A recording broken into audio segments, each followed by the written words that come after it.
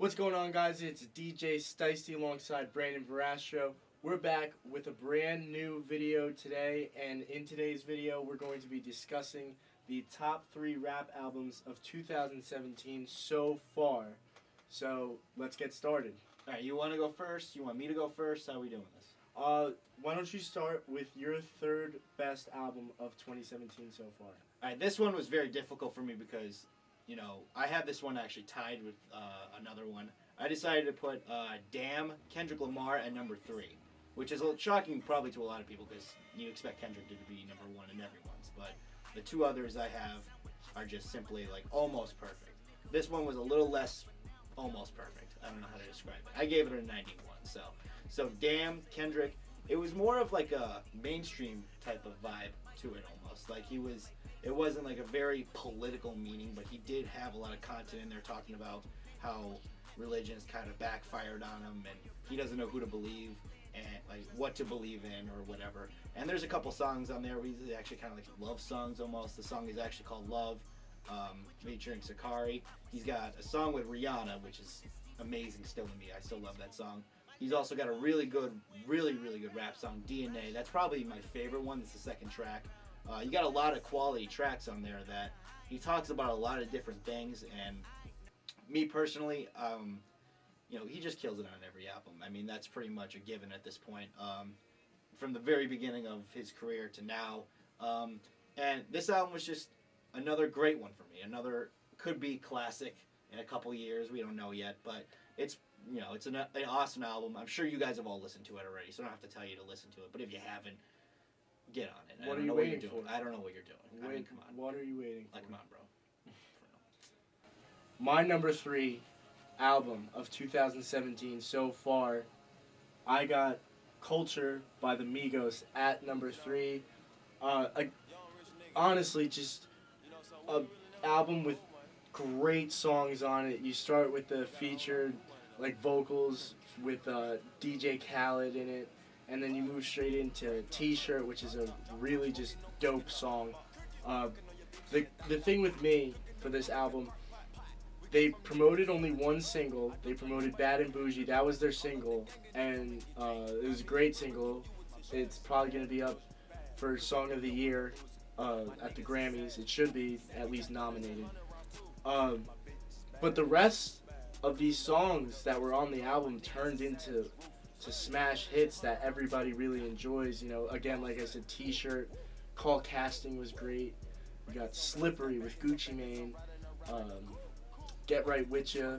I can go through countless great songs by the Migos on this album, and that lands it at number 3 for me. I think, honestly, this is the year of the Migos, because for many more reasons than just culture, this is probably the Migos' year, in my opinion.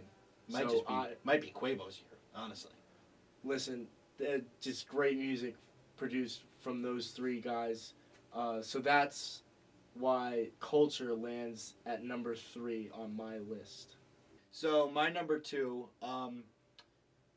this one for me was a major bounce back from his last album. This is Scumfuck Flower Boy, Tyler the Creator. That is number 2 for me. There's a lot of things talked about on this album. Of course, there was a lot of talk about his sexuality. He talks about if he kisses boys. Really teased that in the lyrics. Yeah. Yeah. Had a lot of people wondering. But there was more to it than just that part alone. He talks about the depression he was going through. He's talking about how chains and cars were his getaway, but they really don't make him happy.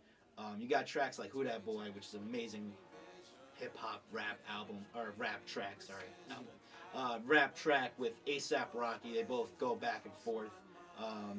You got See You Again, which is a more melodic, softer song with, I don't remember the name, it starts with a U. It's a very weird name, but shout out to whoever's featured on that song because you killed it.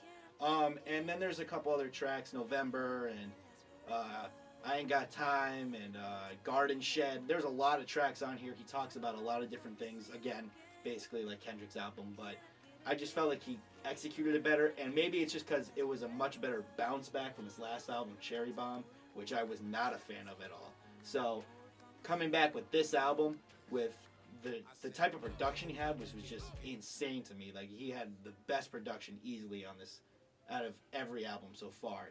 But the next album, I'll explain why that's number one. But there is a lot to look forward to if you have not listened to Tyler, the Creator's album. I mean, I don't know what you're doing. I mean, you're not listening to music, apparently. You're just sitting under a rock.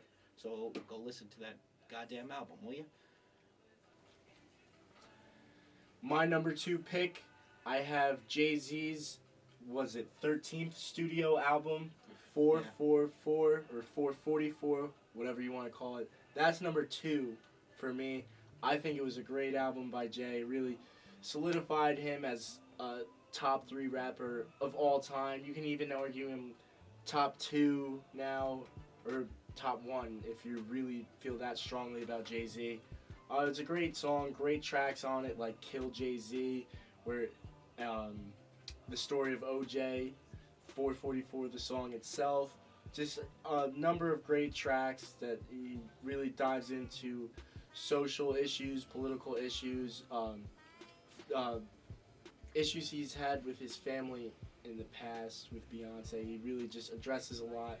And I thought it was great rapping by Jay. You know, after a while, you know, you start to think, like, does a rapper still have it after all these years? Can he still, you know, come up with new creative rhymes and lyrics? And that's why Jay is one of the best. It's just great songs. Only 10 songs, but they were all great.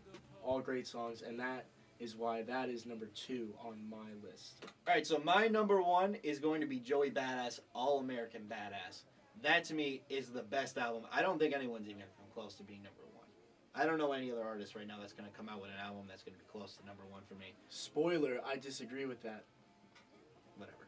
So it doesn't matter. But he talks when I heard Devastated come out, I was kind of shocked that he kind of went in this direction of more of like a political stance on things. Like, that wasn't really his most political song, but between Before the Money, 1999, I didn't really expect him to go that route, but I love that he went that route.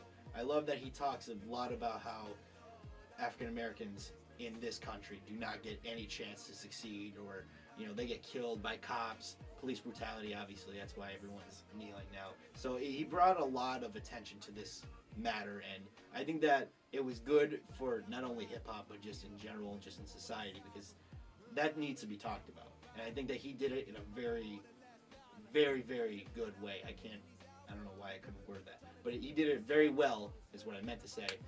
He had a lot of good songs. Temptations is my favorite song. You got Devastated, of course. You got Rockabye Baby. You got Babylon. And then the last track, where it's like a good 6-8 minute track. I forget how long it is, but I think it's 8 minutes, where he literally discusses everything that's wrong with this country. And there's just a lot of good things going on with this album. I really didn't even find a track I somewhat liked. Like, I loved every single track. So I think that he did a really great job on this. And of course, he was rapping his ass off too. That's always a plus, of course. So he came with the bars, yet again. And for my number 1 album of 2017, I have Kendrick Lamar's Damn. Really, for all the reasons you said, why you had it at 3, I have it at number 1. Just a great album from top to bottom. There's only one slight minor knock. It's the slightest of knocks. I didn't really enjoy U2 featured on the album. Just when I'm listening to Kendrick Lamar, I don't want to listen to U2 in the same song. That was XXX, which is a good song. I didn't really like the U2 part of it. But other than that, you know, you have DNA. Element is a great song. No, I can't believe I forgot. I can't believe I forgot that track. Loyalty with Rihanna, like you said. Of course, he had his single "Humble," which is another song that's gonna be nominated for Song of the Year. Love.